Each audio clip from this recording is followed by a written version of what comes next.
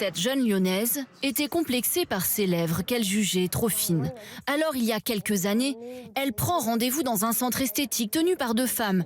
Elle espère une bouche pulpeuse grâce à des injections. À l'époque, elles avaient pas mal d'abonnés, etc. Ça s'est passé très rapidement. Je crois que j'ai dû payer 190 par cash. À la sortie, déçue, elle décide de se filmer. Ça fait tellement mal et en plus j'ai des putains de bleus.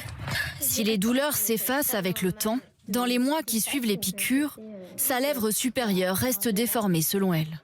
Là, on voit bien le bourrelet qui s'est formé sur le dessus. J'ai pris rendez-vous du coup chez un médecin à Paris. Il s'est rendu compte que l'acide qui avait été injecté, normalement, il m'a dit que c'est un acide qu'on mettait dans le nez ou dans des zones un peu plus dures, on va dire, du visage. Le produit sera finalement retiré de ses lèvres. Malgré une plainte déposée pour exercice illégal de la médecine, l'enquête est toujours en cours contre les gérantes. Leur avocat n'a pas souhaité s'exprimer. En attendant, ce business très lucratif continue de fleurir sur les réseaux. Nous avons fait le test à Lyon. En quelques minutes, nous trouvons des dizaines de comptes promettant un bain de jouvence. Sur celle-ci, cette soi-disant esthéticienne ne cherche même pas à cacher qu'elle pratique des injections, un acte pourtant réservé aux médecins en France. Nous y prenons rendez-vous et nous nous y rendons en caméra cachée. Sur place, un simple immeuble d'habitation. Cette femme nous reçoit en réalité chez elle, dans son salon, où une table de massage a été installée. Vous faites des injections à quel niveau du coup? À ce niveau-là et à ce niveau-là. Ça s'appelle comment le produit? C'est de l'acide. Et donc du coup, si je fais ça, il y en a pour combien? 300. 300, d'accord. Ça fait quoi? Mais quand nous posons des questions plus précises sur sa formation, Et vous êtes esthéticienne, c'est ça? un silence.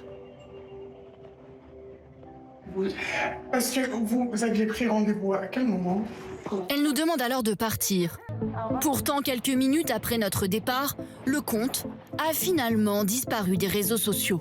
La fausse esthéticienne s'est volatilisée. Un phénomène très inquiétant selon les professionnels.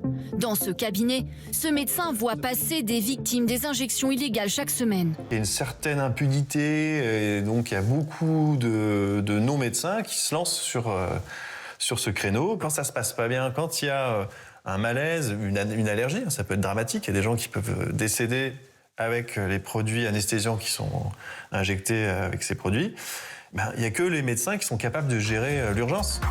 Contactées, les autorités de santé de la région affirment lutter contre ces injectrices illégales et les signaler à la justice. En France, elles encourent jusqu'à 2 ans de prison et 30 000 € d'amende.